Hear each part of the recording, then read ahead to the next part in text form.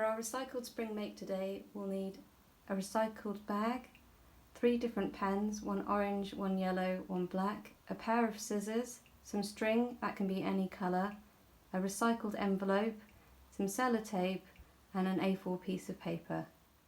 So before we get started, we've got to make sure that our bags are nice and clean. So give it a good wash with some fairy liquid and scrub it with a sponge.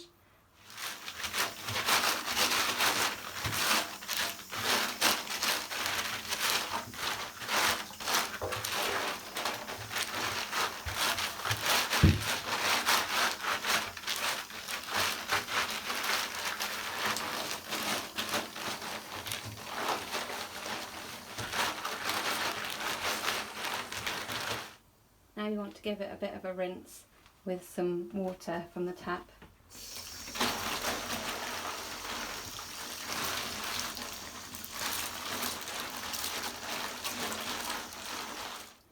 Now give it a gentle squeeze to get rid of any extra water and soap that you might have left in your bag before we go and hang it up to dry, either on a radiator or if it's a nice day and you've got access to a garden, peg it up outside and let the wind dry it out. Now of course our bag is nice and clean, but before we move on we should make sure that our hands are nice and clean. So I'm not going to give you the whole 20 seconds demonstration of washing my hands, but this is just a visual reminder to remind you to do it.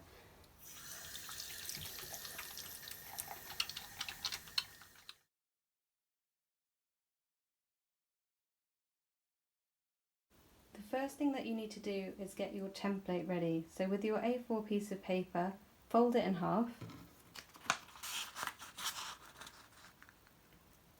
Press along the top very firmly.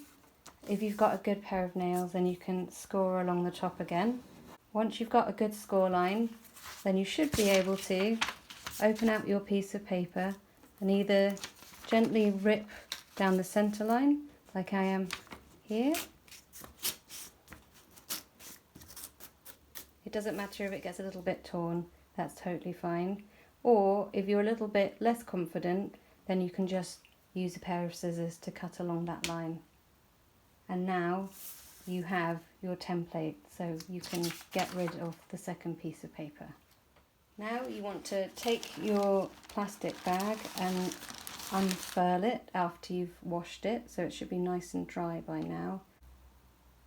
Now with your pair of scissors, what you want to do is cut along the seams of your plastic bag. So this one has some really lovely seams on it, but what you're trying to do is get as big a flat surface as you can so that you can cut your template out. So I'm going to go down the side seam here, and that starts to open our bag up, and then cut along the other seams until you've got one big piece of plastic. Now you've opened up your plastic bag, you can start to use your template. So this is just a rough guide, so we don't need to worry about trying to pin it into position. Just place it on the top of your plastic bag, and you can make sure to go as close to the edge as you can, just so that you can cut out 8 pieces in total. So I'm just going to show you cutting out the first 1 or 2 so that you get the idea. If you run out of plastic bag for this one, don't worry. If you've got another plastic bag around, repeat your first few steps of washing and drying it.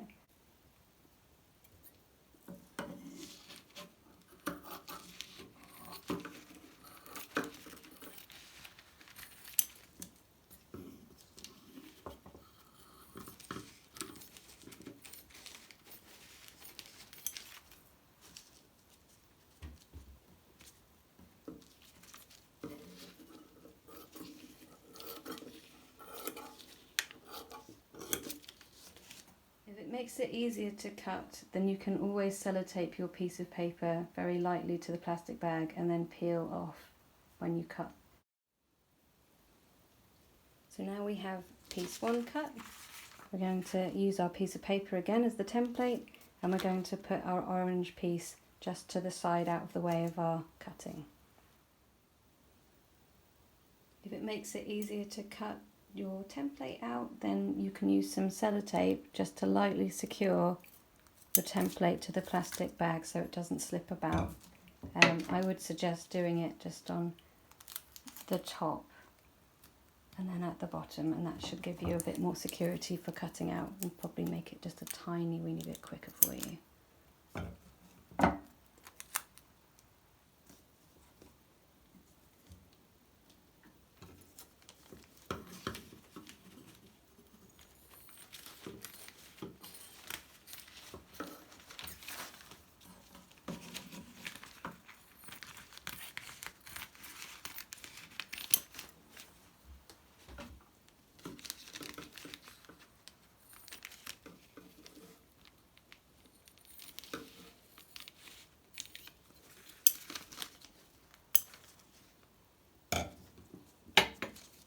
And then you can just peel the sellotape and the piece of paper off your plastic to reveal your next piece and place that to the side.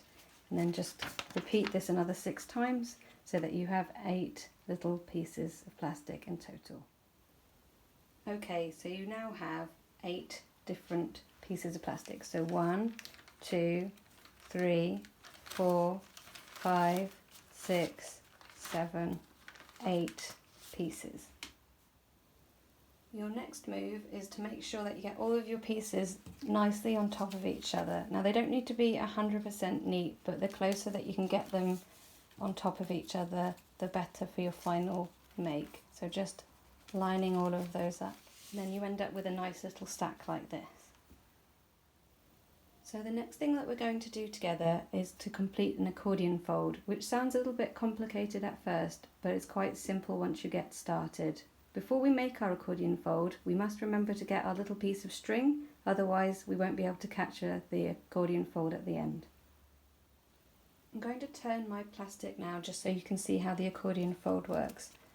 So you can keep yours facing straight ahead like this.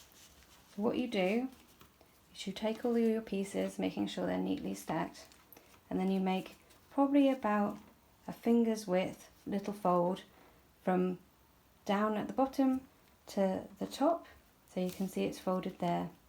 You then flip your piece of plastic all together over the other way.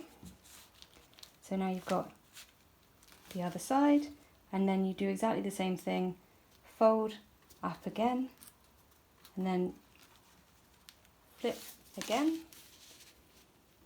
fold to the top, then flip again, and fold to the top, and then keep repeating this until you get to the end of your piece of plastic, so that you get a nice little accordion fold going on here. So I'm just going to continue to the end so you can see what we're aiming for. It doesn't matter if they're not 100% the same, but it does make it come out a little bit nicer if you can make sure they're kind of a regular size, your different accordion folds. So if I show you mine now, you can see that they're all folded like little channels in and out, in and out.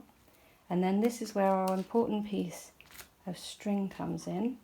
So I'm just going to show you what to do with that next. Make sure to hold your plastic nice and tight. In fact, if you have a friend or a family member that you can do this next piece with, then I recommend it. I'm here on my own, so what I'm going to do is I'm making sure that my piece of string is nice and open and ready to go. I'm holding around the centre of my piece of plastic here.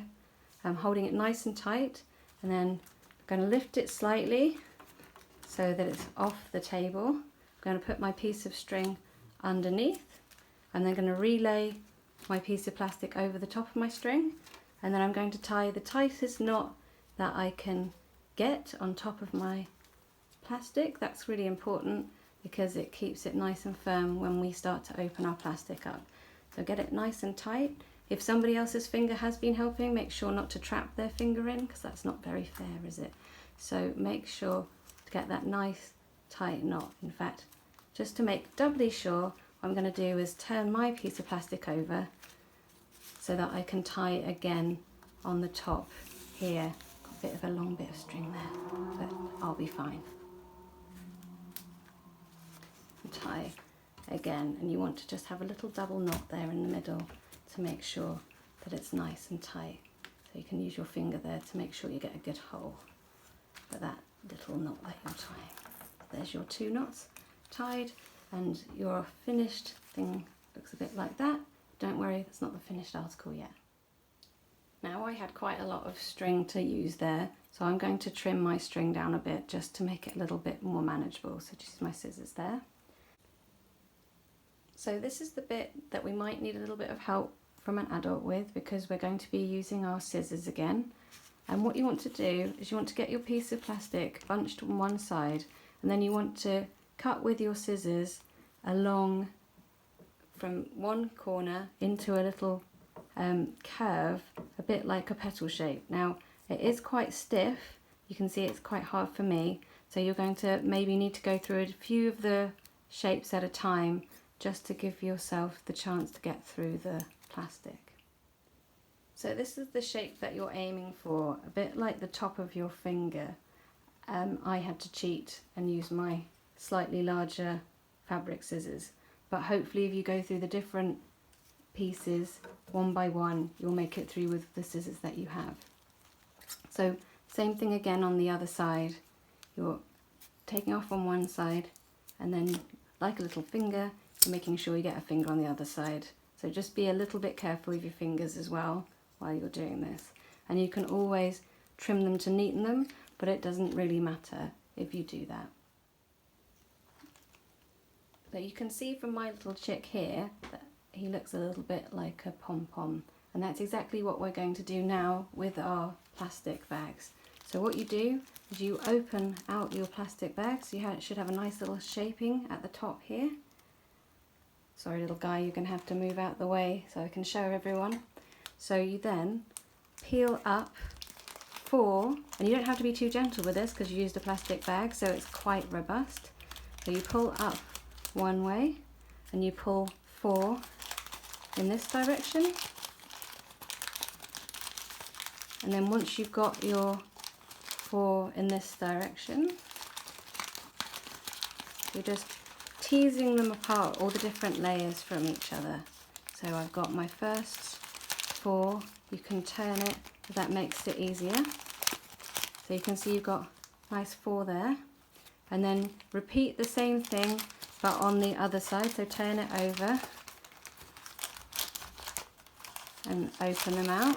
You can spend a little bit more time than I am now to get it nice and pulled out to give it that nice shape.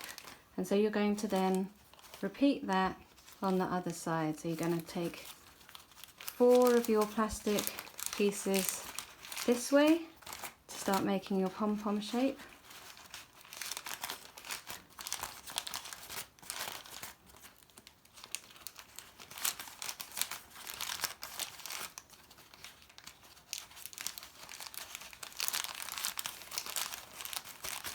And then 4 in the other direction this way.